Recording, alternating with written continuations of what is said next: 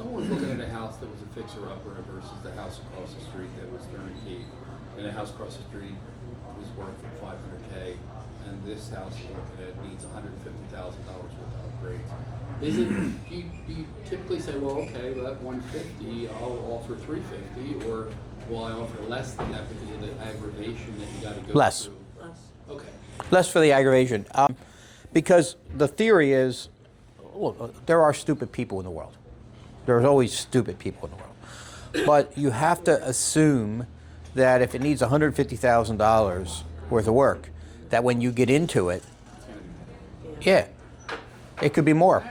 And you want, for all your aggro, you want to come out of it, generally speaking, with a little bit of, green. You want to come out of it to the better side than to the worse side. So why would I buy the lesser of the two houses, right?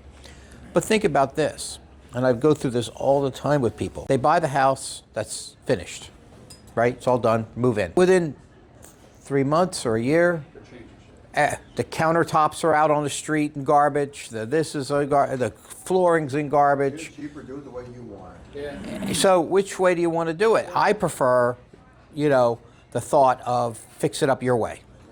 Because then it's all your materials, it's done your way.